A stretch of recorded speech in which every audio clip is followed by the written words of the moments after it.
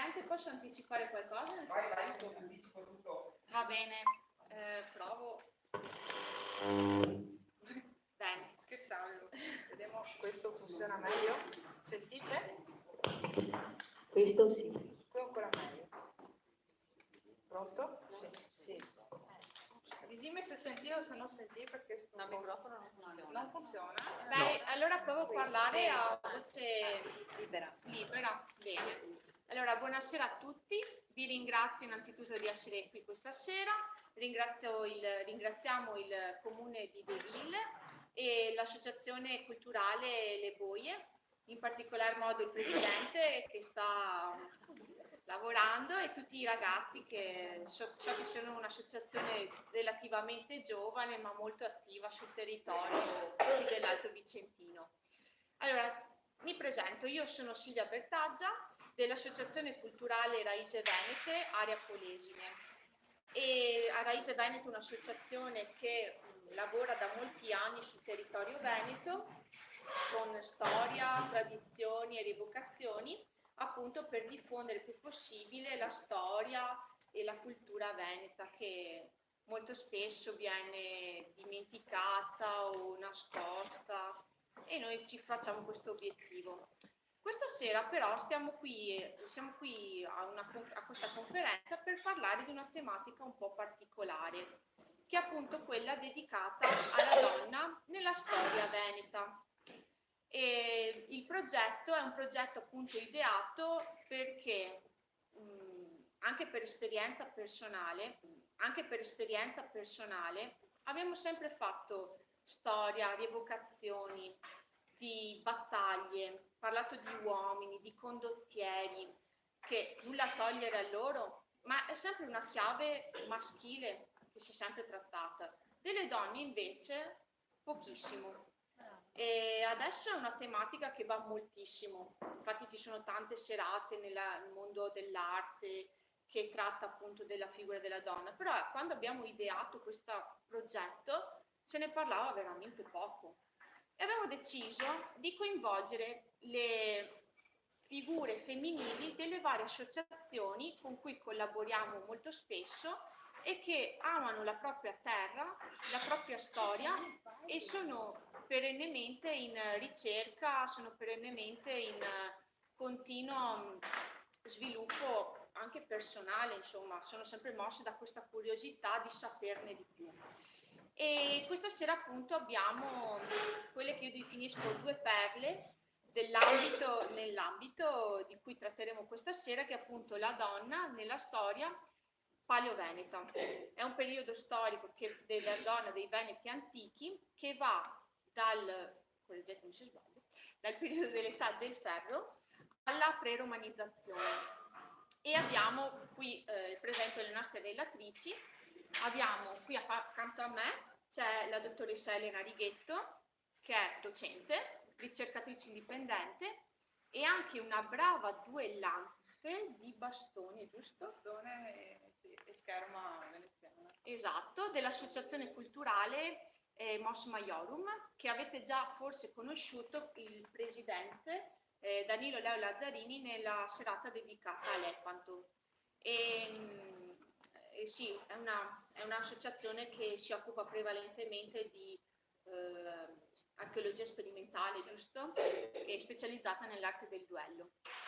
E poi abbiamo Maria Clelia Pesavento. Maria Clelia fa un lavoro nell'ambito del tessile, se non ricordo male, dell'alta moda.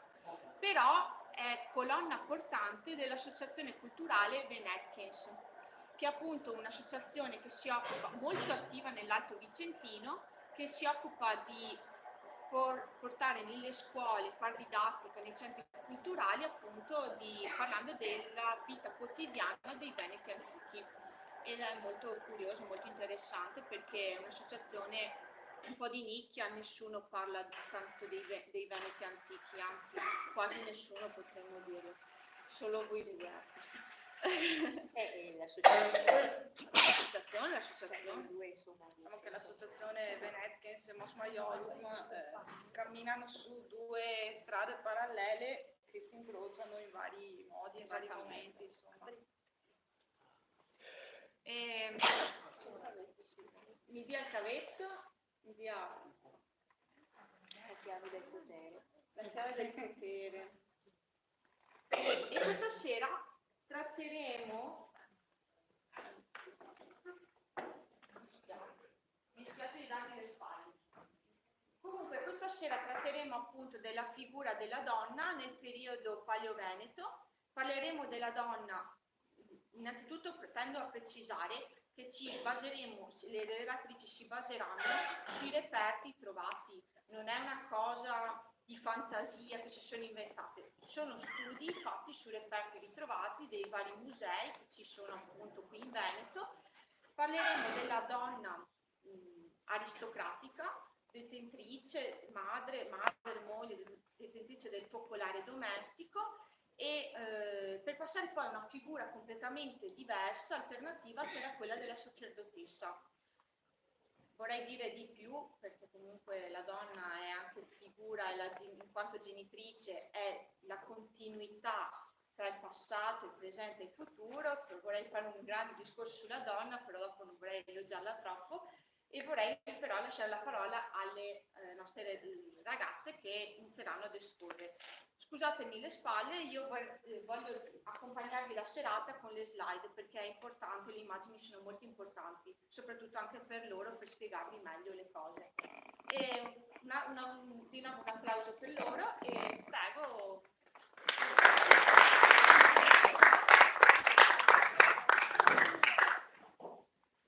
Vediamo se il microfono, si sente la voce. Così. Proviamo. Questo funziona.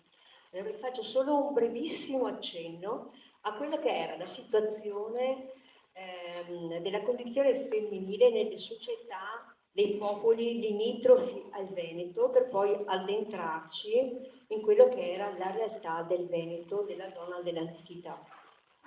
Quindi, data la scarsità della documentazione, facciamo una valutazione abbastanza veloce.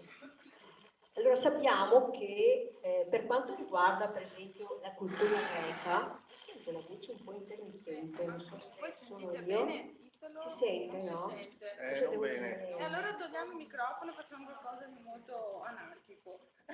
Magari tengo il microfono fermo. Sì, volevo fare. Per quanto riguarda per esempio la situazione della donna nella Grecia antica,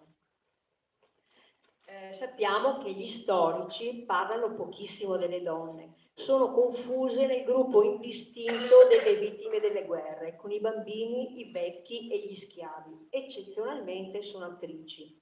Per alcuni scrittori greci il mondo ideale era fatto di soli uomini, si sposavano per dovere per dare dei figli alla propria patria e avevano gusti diversi.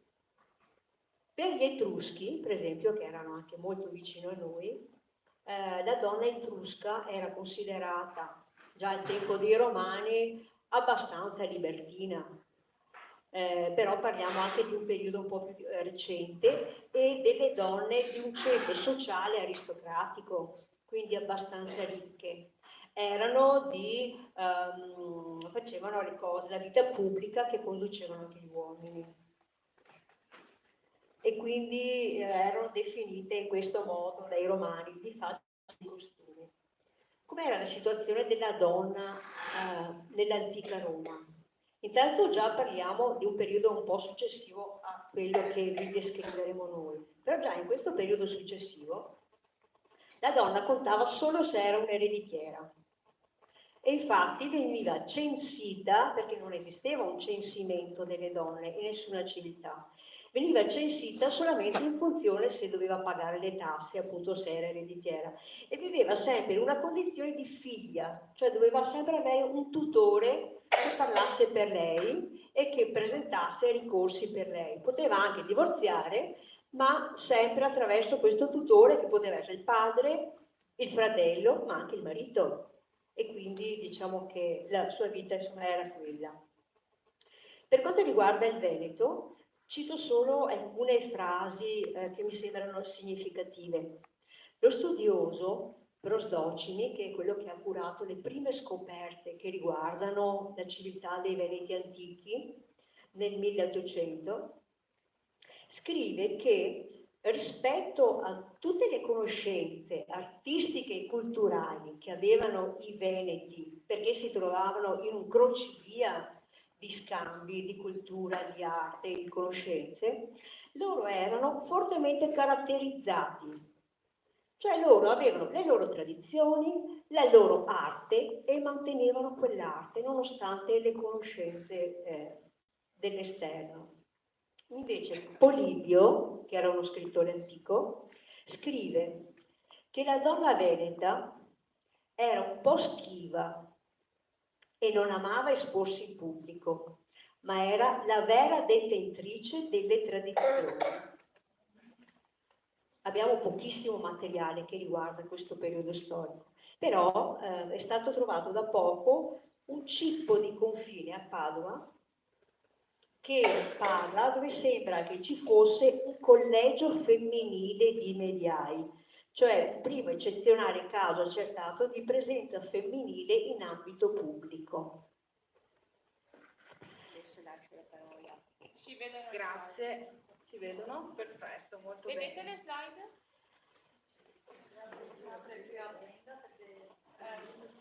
Ok.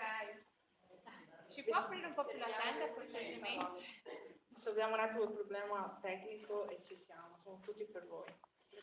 Comunque, come diceva Clelia, il periodo storico che andremo questa sera a analizzare, e ovviamente su base archeologica, quindi non sono frutto di fantascienza, come diceva Silvia, o di speculazioni, parte dal VII secolo, VII-VIII secolo a.C.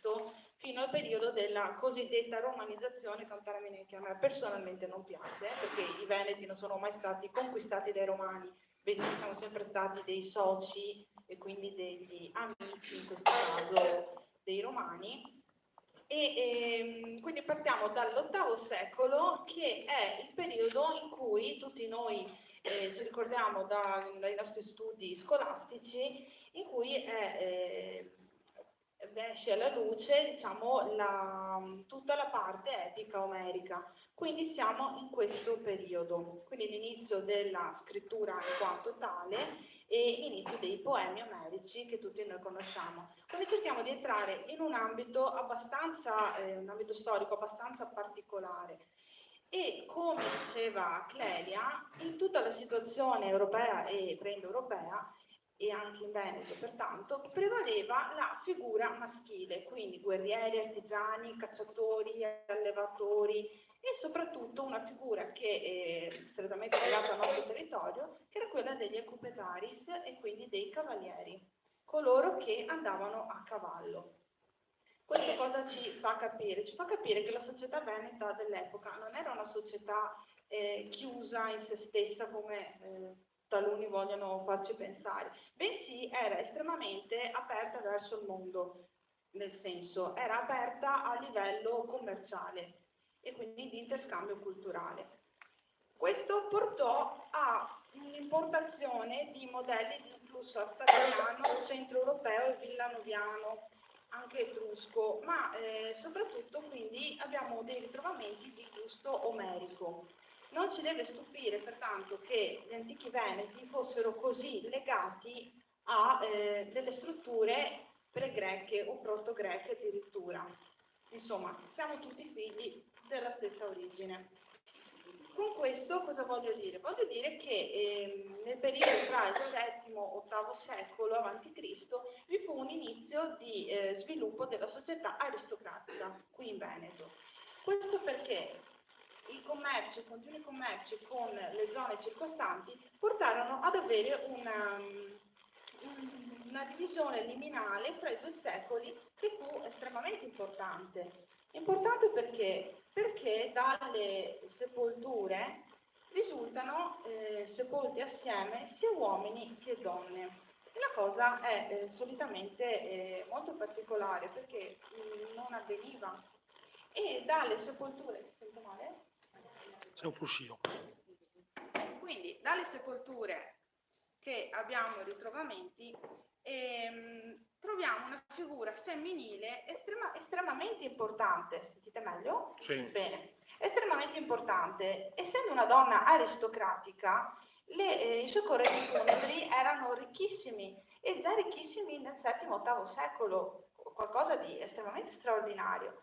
E cosa ci fa capire questa ricchezza della donna? Che non era semplicemente la ricchezza che veniva messa nelle tombe perché bisognava far vedere che questa Madonna era una principessa o un'altolocata. No, assolutamente. La donna veneta, già dal VII-VIII secolo, era sostanzialmente una donna imprenditrice. Non a livello moderno, ovviamente, ci intendiamo, ma imprenditrice di se stessa e anche della sua famiglia. Quali erano i ruoli che aveva la donna veneta in questo periodo di aumento demografico e quindi di importazione di modelli anche da altre zone non strettamente venete? Era una donna che aveva un ruolo produttivo e un ruolo familiare. Il ruolo produttivo lo intravediamo subito da una figura storica che ci ricorda qualcosa. Vi citavo prima i poemi omerici, tutti voi conoscete la figura di Penelope, immagino. Penelope chi era? Oltre alla moglie devota di Ulisse, era anche la signora tessitrice. Vi ricordate la tela? Perché tesseva la tela Penelope? Penelope tesseva la tela appunto per mantenere in realtà il suo ruolo di donna di casa, ma anche e soprattutto di regina.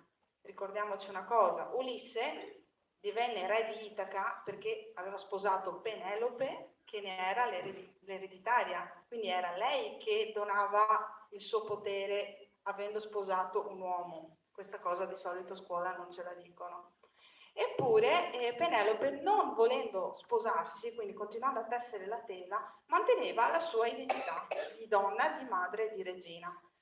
Questo topos culturale l'abbiamo anche nel Veneto antico, perché la nostra società arcaica non era una società patrilineare, attenzione, era una società matrilineare, non matriarcale. Quindi non era una società governata dalle donne, bensì matrilineare. Pertanto il potere e la sostanzialità aristocratica, la regia potestas, veniva proprio tramandata dalle donne tramite matrimonio.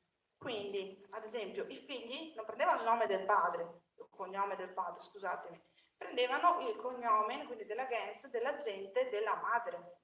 E questa cosa si può rivedere anche a livello scientifico con il DNA mitocondriale e con quindi la linearità femminile. Come signora tessitrice abbiamo dei ritrovamenti appunto nelle tombe di questo periodo, ma anche successive, del telaio e degli strumenti che venivano utilizzati dalla donna, quindi non solo come, ripeto, produttività domestica, ma anche produttività sociale, quindi si produceva per vendere, non solo per tenersi in scarsea bel vestiti, proprio bisognava vendere, produrre, e questa produzione deteneva il potere della donna. E per questo Clelia ora vi spiegherà come funzionava un telaio e quali erano gli strumenti usati. Abbiamo l'immagine di un telaio molto particolare. Allora, intanto vedo che ci sono anche delle signore che hanno una certa età. Mi ricollego alla loro memoria perché nel mio lavoro di ricostruzione storica ho fatto degli studi sui telai antichi. Mio papà mi diceva che lui lavorava nel telaio di sua mamma. In tutte le case c'era un telaio ed erano dei telai orizzontali fatti di legno. La stessa identica cosa avveniva nell'antichità. Adesso non parlo solo del nostro periodo, ma anche nel periodo molto più antico sono sempre stati trovati i buchi dove venivano piantati i pali del telaio, perché in questo caso qua era un telaio verticale come quello dell'immagine. Adesso non so se si capisce bene. Nella parte alta si vedono i fili che scendono e in fondo sono messi in tensione da pesi, quindi era un filo di lunghezza abbastanza limitata. In questo caso qua però questo è un telaio molto speciale che tra poco vi spiego. Parliamo del telaio domestico. telaio domestico dove probabilmente si faceva, come facevano le nostre nonne e le nostre bisnonne, tessevano i panni di casa, le lenzuola, la biancheria di uso comune, mentre in altri luoghi venivano tessuti sicuramente, perché in altri luoghi d'Italia nello stesso periodo sono stati trovati proprio dei centri di produzione che contenevano molti telai, decine e decine di telai, cioè delle fabbriche praticamente. E per collegarsi invece al Veneto, dei centri di produzione magari di tessuti particolari con lavorazioni particolari, potevano essere i santuari, perché i santuari dell'antichità, nei santuari, gli luoghi santuari, sono sempre stati trovati oggetti legati alla tessitura in grande quantità, soprattutto pesi da telaio, fusaiole e queste cose qua. E quindi ecco un collegamento alle nostre nonne, che in realtà insomma diciamo che il passato non è mai così lontano, perché la stessa tradizione, lo stesso lavoro che si svolgeva 2000 anni fa era quello effettivamente che facevano le nonne in casa con il telaio di legno. Materiali usati, anche qua siamo sempre su materiali simili. Il materiale principale è la lana, che sosteneva l'economia dell'intera famiglia, perché l'allevamento delle pecore, la tosa, la filatura, la prefilatura, la filatura e la tessitura erano importantissimi e davano veramente sostento a interi villaggi. Anche i bacchi però? Bacchi di seta? No, qualche migliaio di anni dopo i bacchi da seta. Però, adesso le dico anche un'altra curiosità. Intanto andiamo avanti con le fibre. Il lino veniva utilizzato, però era molto più costoso, tra l'altro era anche molto più difficile da tingere con i colori naturali. La canapa è stata usata successivamente. Tutte le coltivazioni erano agevolate dal fatto che ci fosse un clima particolarmente umido e piovoso e mite. Poi il Veneto aveva una ricchezza enorme di acque e di fiumi, una grandissima portata dove passavano delle navi che collegarono da nord a sud e da est a ovest, quindi erano delle vere e proprie autostrade dell'epoca. Poi tra altri materiali che noi siamo abituati a usare, a conoscere solo certi materiali, in realtà nell'antichità se ne usavano anche molti altri, che potevano essere per esempio l'ortica, che dava una fibra simile alla seta, e lo stesso anche la ginestra, che poi non sono più stati usati perché non sono industrializzabili, cioè non sono coltivabili in grandi estensioni, sono piante selvatiche. Però ci sono tante piante che danno delle fibre, anche molto belle. E le lavorazioni, vi spiego un attimo anche quel telaio di prima. Quello era molto particolare perché, eccolo lì, intanto la laminetta che è incisa è antichissima, è del VII avanti Cristo, e addirittura questo telaio qua è fatto a un piano rialzato dove si siede la signora per lavorare, quindi dall'alto verso il basso probabilmente era un telaio per tappeti e neanche un telaio tanto normale e quotidiano, perché aveva le gambe tornite. Quindi nell'insieme spiega una tecnologia che oggi facciamo fatica a pensare che avessero. Quindi ho scelto proprio quell'immagine per portarvi a un'idea di tecnologia dell'antichità molto avanzata. Per quanto riguarda le lavorazioni, c'erano svariati tipi di lavorazioni, dalla tela, la saglia, i quadri, le righe, cimosati, si potevano fare le cimose decorate, ricamati o, abbiamo detto, o bordati. In particolare c'è il tessuto, quello di prima, eccolo lì. Voi vedete a sinistra un tessuto moderno che ho comprato in negozio, è bicolore, è di lana sottile e ha una lavorazione a quadro tipo pedepulle e una lavorazione diagonale. Quello di destra che non si vede tanto bene, è la foto di un tessuto con la stessa elaborazione, ma anche un po' più complicata, che è stato trovato ad Eichstätt in Austria, conservato nelle miniere di sale. E quindi, se guardando bene, poi ho anche qua comunque i campioni, se avete voglia di dare un'occhiata poi ai vari materiali, spero che vi incuriosiscano, la lavorazione di Eichstätt è più complicata, il tessuto è molto sottile, sempre di lana di colore. Parliamo del periodo. Quello di Eichstätt del 5 a.C., quinto secolo a.C. Poi le colorazioni. Le colorazioni potevano essere tinte su filo oppure tinte in pezza. Naturalmente tinte su filo vuol dire che ho il filo colorato e posso fare ricami, posso fare bordure da applicare e soprattutto la colorazione è solida. Noi vedremo dopo dei disegni che hanno tantissimi di abiti, che hanno tante lavorazioni insieme. Questo vuol dire che erano colorati, molto colorati, e che le colorazioni erano solide. In particolare abbiamo un rosso che era ottenuto dalla robbia oppure dal murice.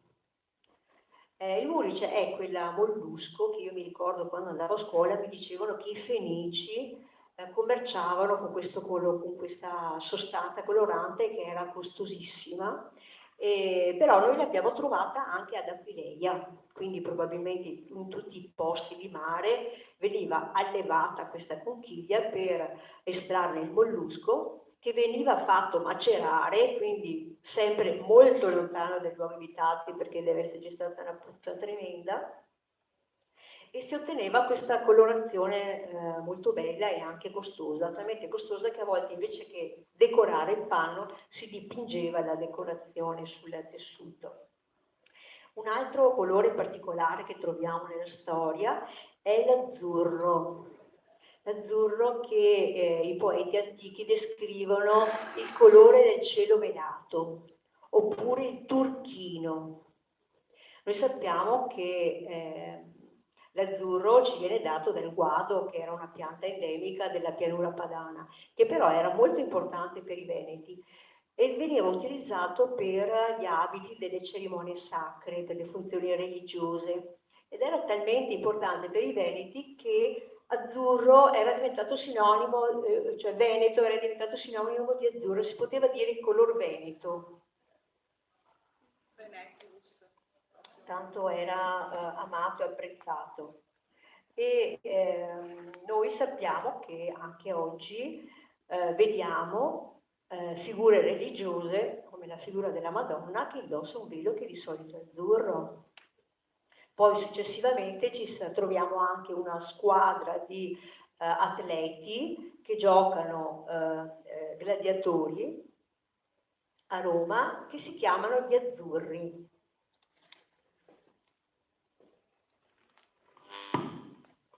Bene, come vi ha illustrato Clelia, e come dicevo, la donna tessitrice, la donna come colei che nel tessere anche fisicamente i fili e le trame intesseva a livello simbolico ma anche pratico la vita familiare e anche il ruolo politico, che attenzione, la donna veneta era una donna politica.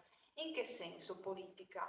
Politica intesa come colei che si occupava della polis, diciamola alla greca, quindi della sua comunità. E come faceva a occuparsi della sua comunità? Essendo se stessa. In che senso? Nel senso che la donna veneta, veneto antica, indossava particolari gioielli e monili, di cui poi Clelia vi illustrerà ogni specifica, e anche illustreremo la particolarità dell'abito del Veneto antico, che era estremamente simbolico, ma ve ne parlerà lei. E queste donne erano riccamente abbigliate, ma non dobbiamo farci trarre in inganno da una nostra occidentalizzante idea di ricchezza, quindi di ostentazione di facciata. Assolutamente no. La donna veneta era riccamente abbigliata e riccamente decorata proprio perché doveva simboleggiare, dimostrare al pubblico, alla gente, alla società politica dell'epoca che lei non solo era la regina della casa, la regina della sua tribus, ma era anche colei che reggeva fisicamente in mano il potere.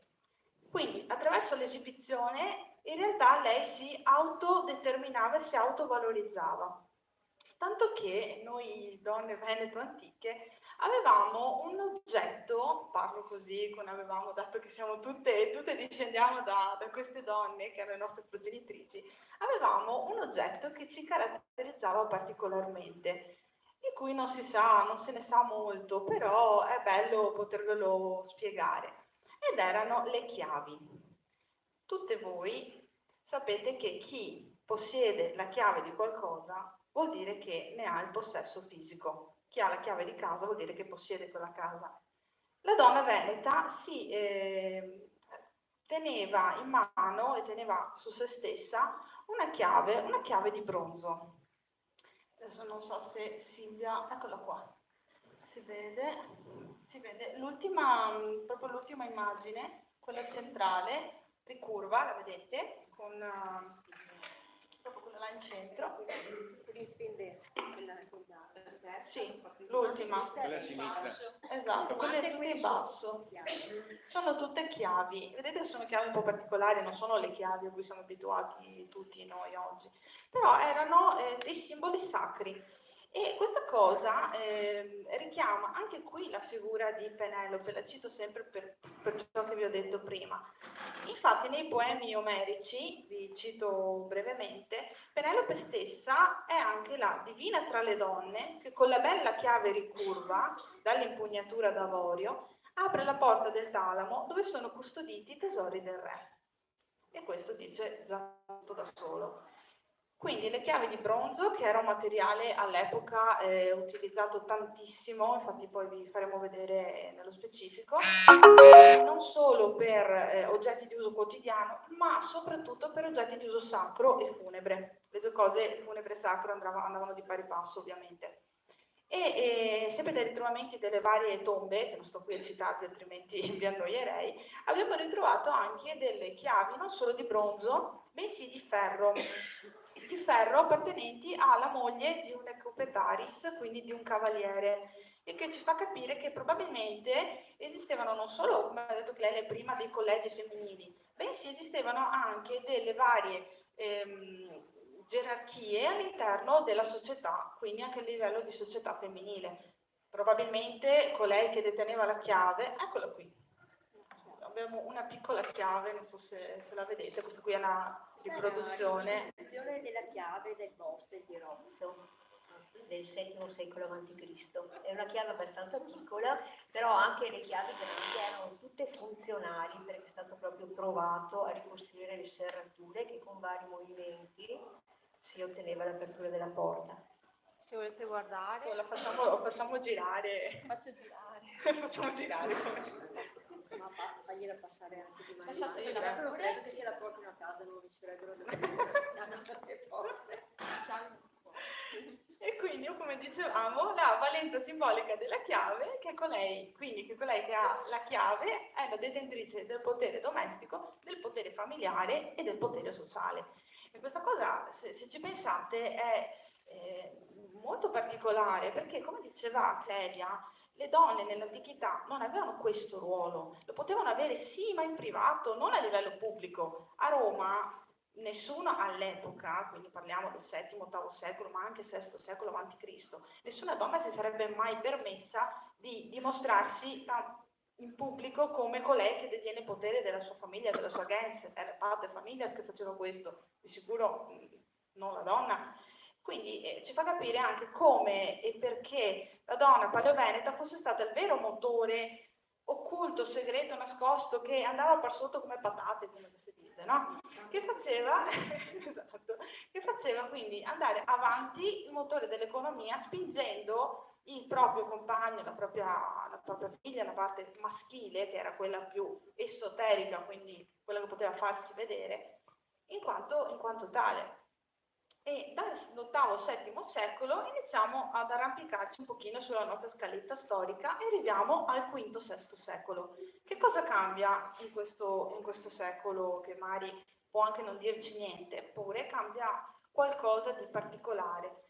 Iniziano ad apparire le prime situle.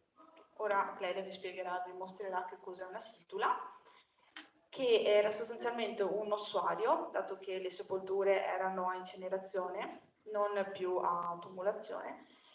Queste situle erano realizzate in bronzo o rame e decorate a cesello, finamente decorate, dopo se volete vederla potete anche avvicinarvi, non la facciamo girare questa, e contenevano, come vi dicevo, le ossa e i resti della defunta. In questo periodo, ecco, in questo periodo appunto troviamo le tombe di ricche donne aristocratiche sepolte con i loro mariti e sepolte anche all'interno di queste situle. La situla dava sinonimo di regalità, come vi ho detto prima. Il bronzo è un materiale che va a pari passo fra il mondo dei vivi e il mondo dei morti, quindi era essenzialmente qualcosa di estremamente importante.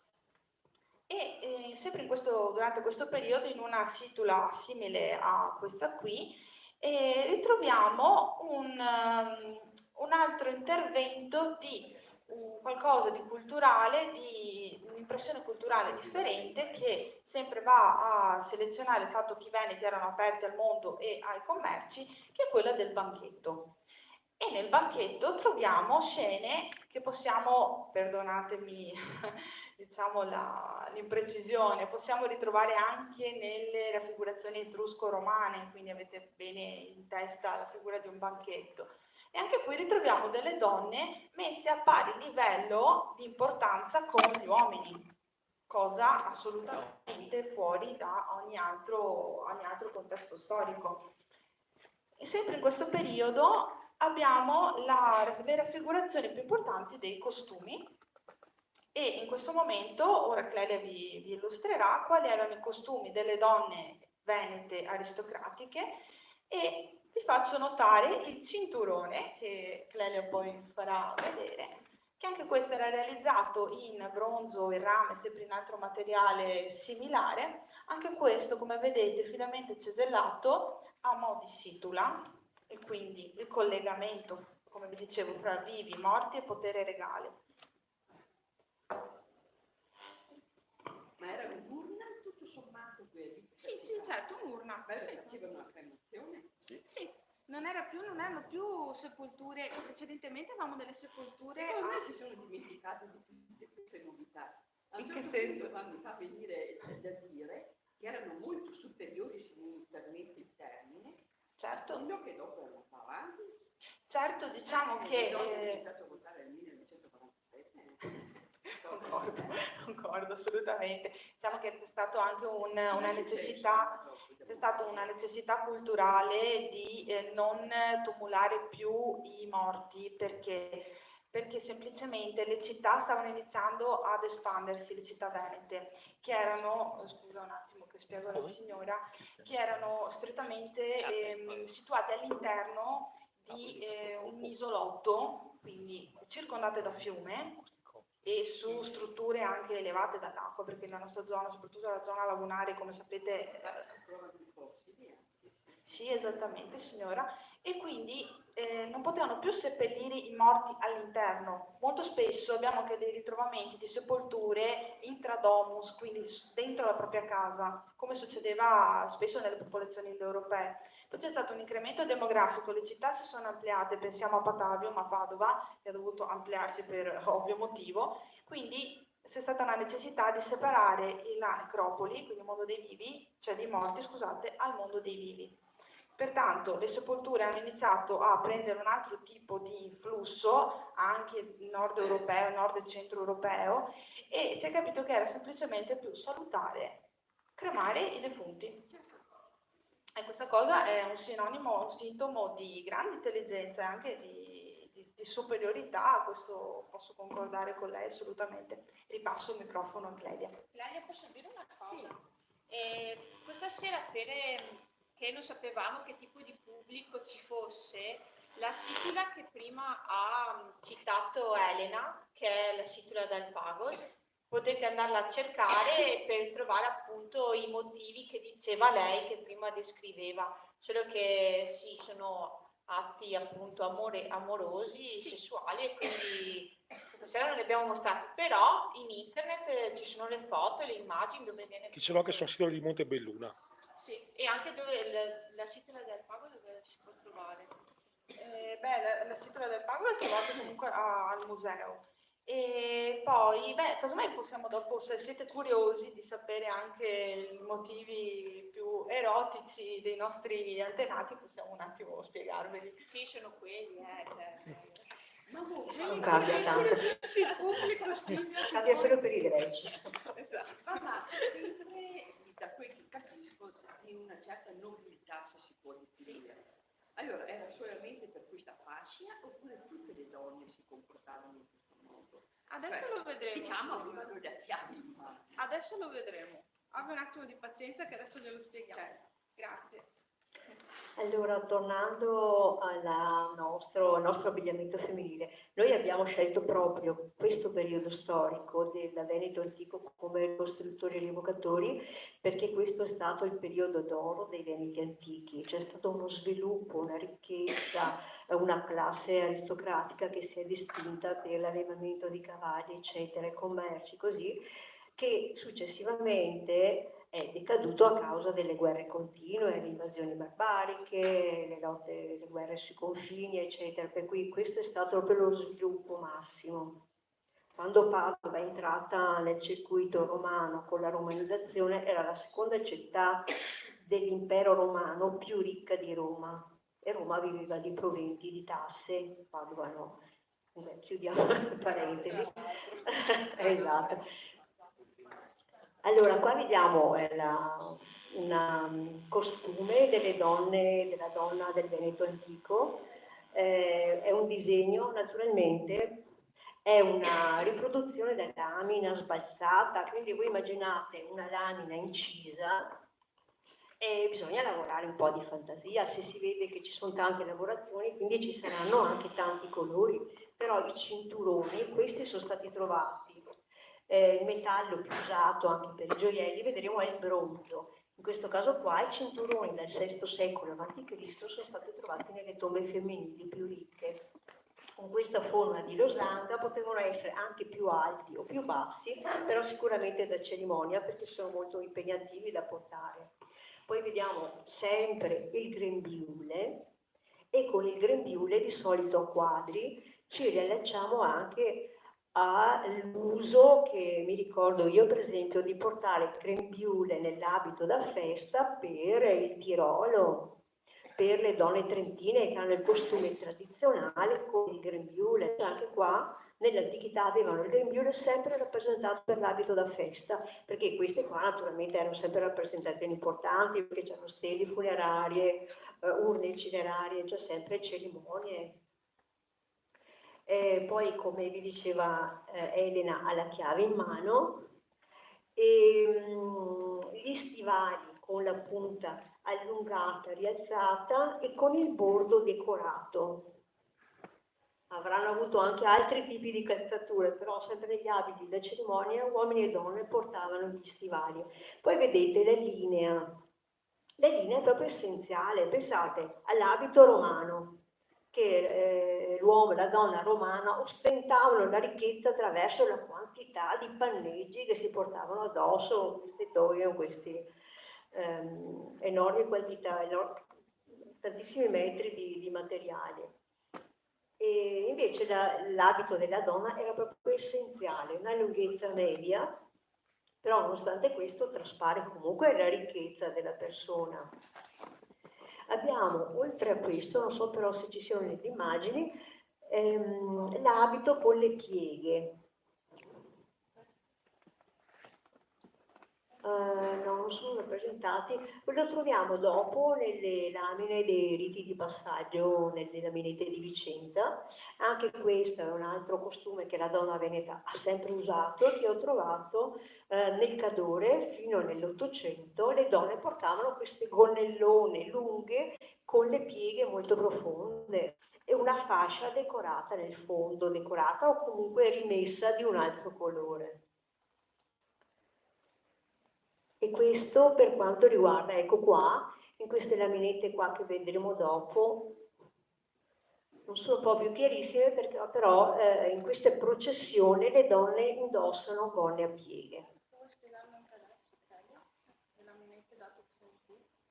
Sì, qua uniamo un po' quello che è, queste qua sono laminette che sono al Museo di Santa Corona di Vicenza e riguardano riti di passaggio al maschile e al femminile. Ed è curioso perché troviamo sia il corteo di donne e di uomini perfettamente vestito, tutti uguali, le donne indossano il loro abito con la gonna a pieghe e con il grembiule, il mantello in testa, lo scialle, che non vi ho parlato di questo, ma c'era una grande tipologia di scialli a mezza ruota, oppure pesanti, probabilmente invernali, quadrati, portati con una punta sulla fronte e fermati da una fascetta, da un nastro, mantelli lunghi, corti. Ne abbiamo trovati ad Aquileia di lino sottilissimo ricamato con piccole mosche dorate, oppure con l'applicazione di foglioline in lamina d'oro, ricamate con le perline, quindi insomma una grande anche ricchezza insomma in questi copricati, una bellissima qualità estetica e creativa. Un'altra curiosità era la biancheria intima, la portavano, c'era, la portavano. Naturalmente il nostro terreno non permette la conservazione di nulla, però se sappiamo che nella cultura di Gola Secca, 3000 anni avanti Cristo, le ragazze portavano la biancheria intima, le donne romane portavano la biancheria intima completa anche di Reggiseni, per collegamento di idee, insomma sappiamo che si usava sempre di lino molto leggero. E, ecco, tornando alle nostre laminette di passaggio, abbiamo i personaggi cortei di ragazze e di ragazzi vestiti, ma anche nudi. E qua entra un po' il nostro concetto anche che abbiamo un po' medievale della nudità. Cioè ci si presentava alla divinità che ti concede il passaggio, che ti dà le chiavi per superare per esempio per i giovani e per le giovani di entrare nella fase adulta, di diventare guerrieri, per le donne di sposarsi. Quindi vai al santuario della divinità senza nulla, è la divinità che ti concede il passaggio. Mi viene in mente un collegamento di quando il bambino viene battezzato e gli si dà la tunichetta, perché quello rappresenta il suo vestito per entrare nella nuova comunità, una veste nuova praticamente. E questo probabilmente insomma è un ragionamento sul fatto che appunto si presentano sia nudi che vestiti.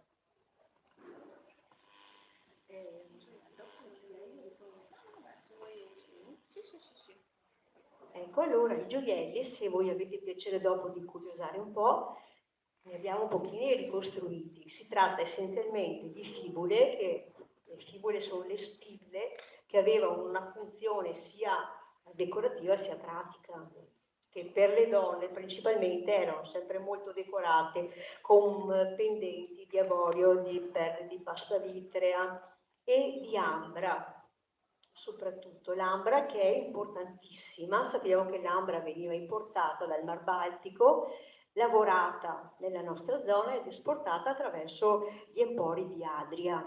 Quindi ambra, che aveva anche questa valenza un po' sacra, magica, perché non è una pietra, e gli antichi non sapevano di cosa si trattasse, però si trovava sulle spiagge, assomigliava a una pietra ma poteva essere bruciata ed emanava un odore particolare. Se polverizzata poteva diventare velenosa. La usiamo anche oggi, L'ambra la troviamo nelle erboristerie, ci sono i braccialettini, le collanine per i bambini, perché è considerata un disinfettante delle vie respiratorie. Sappiamo che le donne eretiche anticamente portavano dei grossissimi pezzi di ambra appesi al collo, come pendenti. Poi altri gioielli essenzialmente sono tutti di brodo, e il brodo è il colore dell'oro, quindi noi li abbiamo riprodotti in questo caso qua in ottone.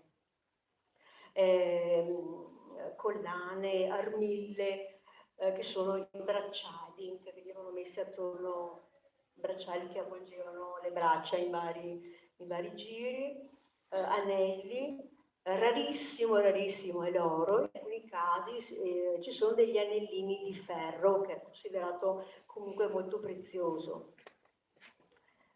E poi anche come poi qua se volete vedere, ci sono dei pezzi comunque di ambra, e le donne portavano anche una specie di pettorali di perline verticali fatti con l'osso e tutti quanti i pendenti molto lunghi, cioè delle cose molto ricche che venivano applicate ai vestiti con le figure. E un'altra cosa che mi viene in mente adesso, che mi è sfuggita prima, era l'applicazione di bulle, che voi se andate ad est e trovate questa grande quantità di bulle di lamina di brodo con 2 o 3 fori che si pensa che fossero usati per l'applicazione sugli abiti. Ce ne sono una grande quantità, tutte in serie, di varie forme geometriche, di varie misure un po' decorate, che venivano applicate agli abiti. Quindi abiti anche lucenti, sontuosi, per l'applicazione di queste bulle.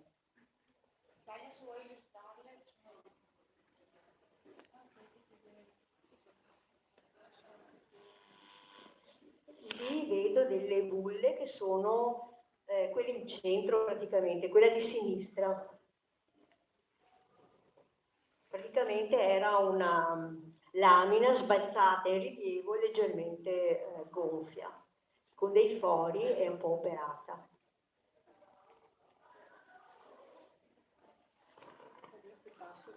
Ecco qua. Dunque, dicevamo appunto per quanto riguarda i gioielli, perché mi devo collegare con questa slide e di cui dovete avere pazienza. Purtroppo noi storici non possiamo fare affidamento su fonti scritte, quindi non esistono fonti scritte o epigrafiche per quanto riguarda la vita quotidiana dei Veneti antichi. Pertanto sono tutte deduzioni e induzioni che si fanno a livello storico-archeologico e ahimè, di parallelismi e sincretismo culturale con le società vicine a noi. Detto questo, e per rispondere alla domanda della signora che mi ha fatto prima, cosa facevano le donne venete, oltre a essere imprenditrici, come ho detto, detentrici del potere sociale, economico e familiare? Ovviamente c'erano anche le contadine, c'erano le donne popolane. Purtroppo, essendo la loro condizione sociale poco propensa a lasciarci delle rimanenze archeologiche, quello che noi possiamo fare è sapere della loro esistenza, fare delle idee, delle proposte, ma la storia non è stata gentile con noi, purtroppo non ci ha lasciato al momento nessuna prova indiziaria archeologica che ci possa aiutare a comprendere meglio anche le donne nella loro vita quotidiana più semplice di tutti i giorni, tranne quando appunto si parla della tessitura, quindi anche nelle case, quindi nelle case normalissime si venivano ritrovati i rocchetti, come ha spiegato prima Clelia, però quindi abbiamo una società estremamente semplice.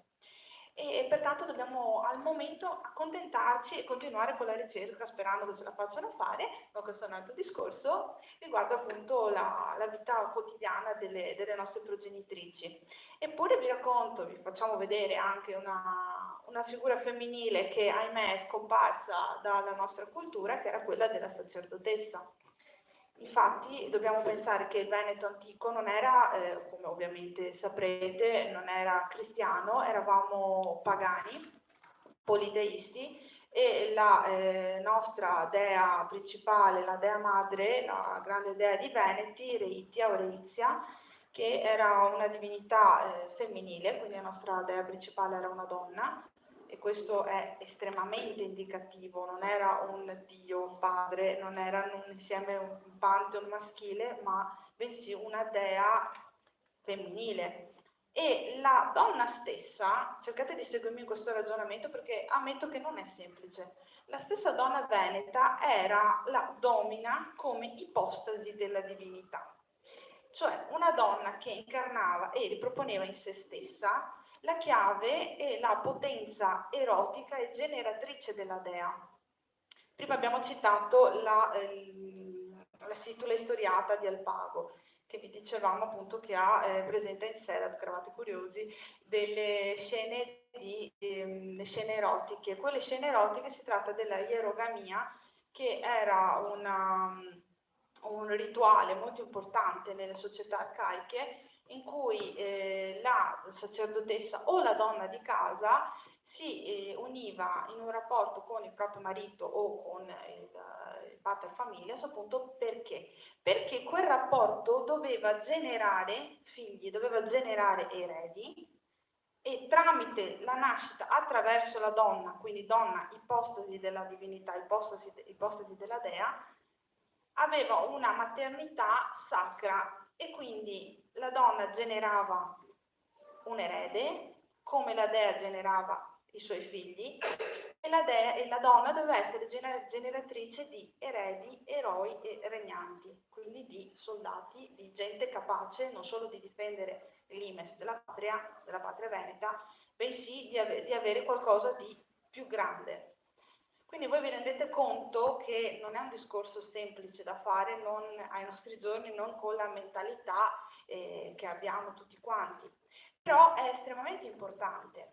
E questo lo vediamo successivamente nei bronzetti che abbiamo ritrovato in varie zone e anche nei dischi, ad esempio il disco di Montebelluna, e ritroviamo una figura femminile, adesso Silvia ce la troverà, anche, sì. Scusate, eccola qui.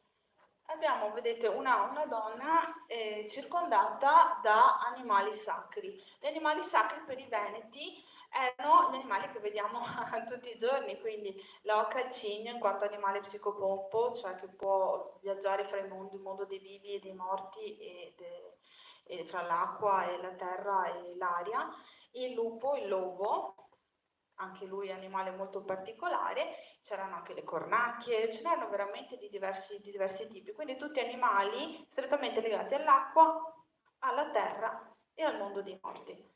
Si capiscono nella laminetta i disegni? Poco, mi sa, vero? Purtroppo... Sulla destra c'è l'uccello e sulla sinistra c'è un lupo messo in verticale.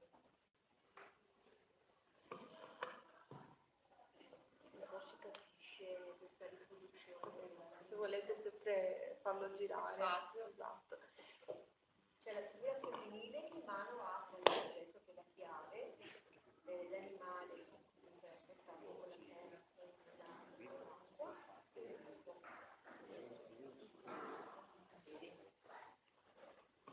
Eventualmente ce ne diamo anche specifici. Se poi siete curiosi. Sì, appunto dicevo questo, e poi Clelia prima ha parlato delle bulle e dei vari riti di passaggio. I vari riti di passaggio erano estremamente importanti nella società arcaica, come vi ha già spiegato lei, perché davano proprio l'indizio del momento in cui il ragazzo, la ragazza, il fanciullo o la fanciulla passava dall'età di essere un bimbo o una bimba all'età adulta, quindi di prendersi le proprie responsabilità. I ragazzi diventavano quasi tutti comunque guerrieri, le donne appunto dovevano sposarsi o intraprendere la via del sacerdozio. La sacerdotessa era una figura particolare in quanto abbiamo ritrovato diversi santuari dedicati a Eretia nelle zone nostre, quello più importante è quello di Este, che vi consiglio di andare a visitare sia il museo che la zona archeologica, e in questi santuari veniva insegnata la scrittura. I veneti scrivevano, ovviamente una scrittura a livello ancora abbastanza simbolico, però estremamente raffinato, e la scrittura, l'arte della scrittura veniva insegnata e tramandata con molta probabilità dalle donne. Quindi erano le sacerdotesse che insegnavano, c'erano proprio delle scuole di scrittura Abbiamo ritrovato degli stili scrittori che sono come dei piccoli chiodi molto lunghi, iscritti con dei bastoncini sempre di bronzo incisi. Eccoli là, li vedete? Dovreste riuscire a vedere anche le iscrizioni. Queste iscrizioni appunto sono delle dediche che venivano fatte dalle stesse sacerdotesse insegnanti o dai loro studenti. Questo è una cosa che non accade in nessun altro popolo, né italico né europeo. E i riti di passaggio appunto avvenivano in modo estremamente particolare e nelle tombe femminili sono stati ritrovati in diverse occasioni, anche in diversi periodi storici diversi, dei simboli di potere. Questi simboli di potere non erano associati al maschio, bensì alla donna. E erano riproduzioni ovviamente minori di oggetti che venivano utilizzati dall'uomo nel suo essere tale. E quindi abbiamo ritrovamenti di bastoni, quindi come scettro, abbiamo dei ritrovamenti di troni, anche figure assise sul trono, e di questa la faccio vedere, che è l'ascia di penne, detta anche labris, che è stata ritrovata anche in altri popoli appunto europei. Come vedete, essendo bipenne, ha la capacità di tagliare da una parte e dall'altra, quindi ha una valenza simbolica di taglio. Il taglio è un limite, è un limes, ripeto, fra il mondo dei vivi e il mondo dei morti, nel passaggio tra fanciullo e adulto, e quindi dobbiamo ricordarci che questa era una società estremamente improntata sul passaggio, sul momento di transito, nonché, ricordiamoci la chiave, anche con quella si passa da una parte all'altra, senza chiave non vai da nessuna parte. Re Itti alla dea dei Veneti aveva la chiave, la donna aveva la chiave, quindi una società continuamente di passaggio, continuamente in evoluzione. E oltre a questo sono stati ritrovati, come faceva notare Clelia, dei coltellacci. Questi coltellacci non sono dei coltelli da cucina banalmente, né tantomeno dei coltelli da combattimento, perché l'arma corta era difficilmente utilizzabile. Sono coltelli da levatrice, quindi da ostetrica. Anche la valenza di portare la vita attraverso proprio il momento del parto è sempre stata tradizionalmente femminile, quindi c'era, magari forse le nostre nonne se lo ricordano ancora, la levatrice che ti aiutava. E il coltello cosa serviva? Serviva per tagliare e recidere il cordone ombelicale. Già. E anche questo è qualcosa di molto particolare perché è legato anche a un'altra divinità, sempre indoeuropea, ma molto presente in Veneto, che è la dea Ecate, che è una dea dai 3 volti, che anche lei detiene la chiave, la torcia e soprattutto i coltelli da levatrice.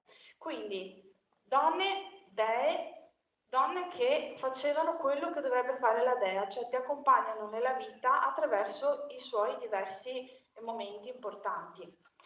E con questo volevo anche farvi notare l'ultima cosa, il bronzetto, che adesso vi mostrerà Silvia. Questo bronzetto, sì, eccolo qui.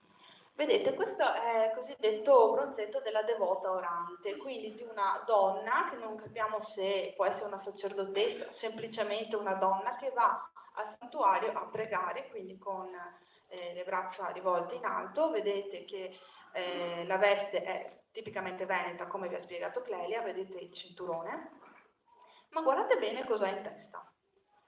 Ha un copricapo un po' particolare, ha un copricapo a cono, quindi qualcosa che va verso l'alto, e un diadema circolare. Molto probabilmente questo era una decorazione che era stata messa su un vaso, su una situla, non è nato per essere così da solo, ma questo copricapo ci fa capire una cosa estremamente importante, che e lo ritroviamo anche in altre raffigurazioni, soprattutto in quella che vi farò vedere dopo, quindi prestate attenzione, ai copricapi circolari che probabilmente, oltre ad essere un simbolo solare o lunare, quindi o maschile o femminile, potevano essere anche la rappresentazione di uno scudo e quindi di un qualcosa utilizzato dal proprio uomo, dal proprio soldato, dal proprio guerriero per difendere la patria. Quindi la donna faceva una cosa molto particolare, indossava in se stessa e presentava di fronte agli dei lo strumento della difesa della patria e utilizzato dal suo uomo. Poveri uomini, posso dirle. Quindi è qualcosa di estremamente... però era un mantenimento della stirpe, quindi c'è un dislivello, bensì un equiparare la potenza generatrice, che è sia quella maschile che quella femminile. Prego? L'uomo in altre attività non appare mai? Non in questa sede, in altra sede marziale se ne potrà riparlare.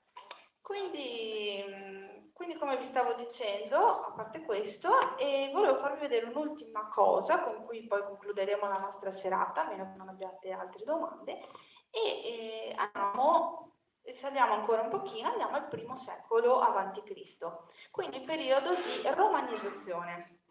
Cosa vuol dire? Societas, quindi una unione economico-finanziaria e pro confine per la difesa del confine con i romani. Qui vedete la tomba di Ostiala Gallenia, che era una donna veneta che ha sposato un romano. E da cosa lo vediamo?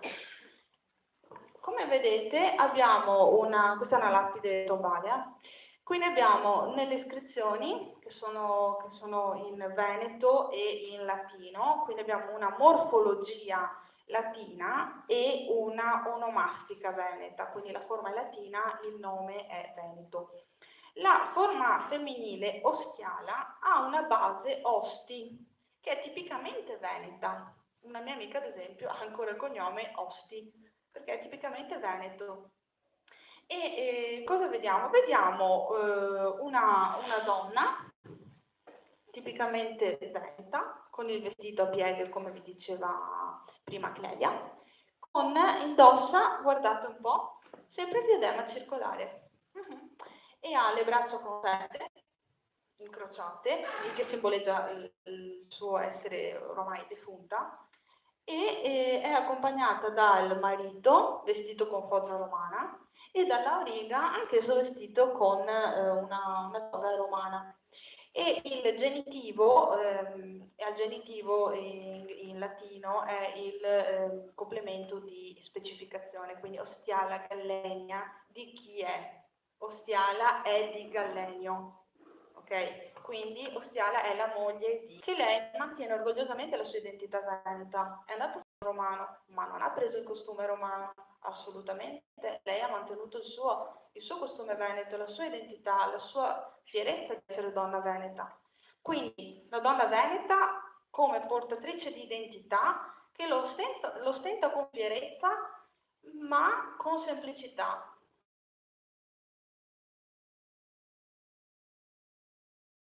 Il suo costume ne identifica la sua identità, bensì che fosse sposata con appunto un romano. E con questo io ho concluso. Se Clelia ha qualcosa da aggiungere, vi ringrazio per l'attenzione e grazie mille.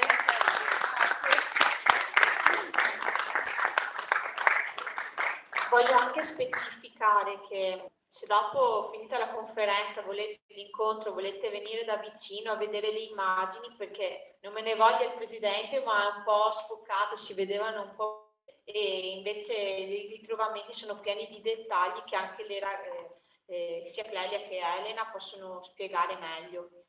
Bene, siete state molto complete ed esaustive per quel che mi riguarda. Infatti avevo in mente 2 domande, ma avete soddisfatto anche le mie eventuali curiosità. Ci sono domande? Beh, venite a vedere il collare poi. Sì, non fate i timidi, venite. Certo. Mi ero dimenticata di dirvi prima che per quanto riguarda i riti di passaggio, noi come gruppo storico il mio gruppo e quello al quale partecipa Elena, abbiamo ricostruito questo rito di passaggio al maschile e al femminile che aveva anche un nome, veniva chiamato la festa degli Astati e si faceva il 17 di marzo negli scritti successivi. Quindi noi abbiamo un po' ricostruito questa cosa in maggio al parco delle Risorgive, mi veniva il nome, qua a Due Ville. Abbiamo fatto con combattimenti rituali, quindi a parte dall'associazione Mos Maiorum e anche Venezia Victrix, quindi proprio riproponiamo combattimenti rituali, cioè ce li diamo davvero con spada, bastone, doppio bastone, e bastone avambraccio protetto, e lancia e scudo, quindi con tutte le particolarità marziali che erano proprie nostre, veneto antiche e anche romano-italiche, quindi non sono spettacoli, riproponiamo veramente i combattimenti come avvenivano in modo rituale, quindi quando facciamo un combattimento lo facciamo sul serio e con intenzionalità, finalità storica.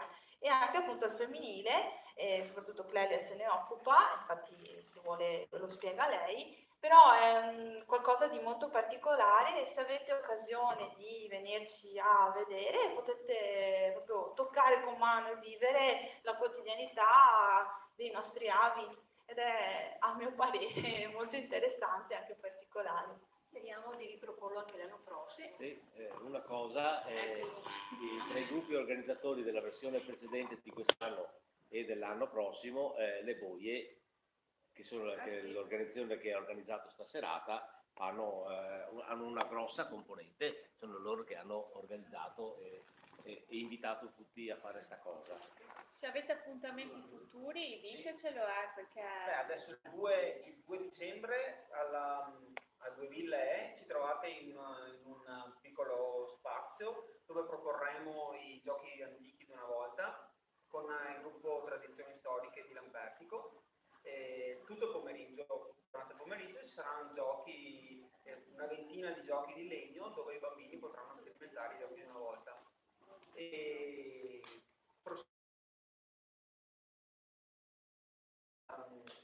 di storia veneta, presentazione di libri e più un'altra serata di donne venete dal 600 fino alla caduta della Serenissima e nel 1797 e poi altri appuntamenti. A maggio stiamo già lavorando per la seconda edizione del Venetkens di Antichi Veneti e basta, insomma, così. Basta? Anzi, dici le date perché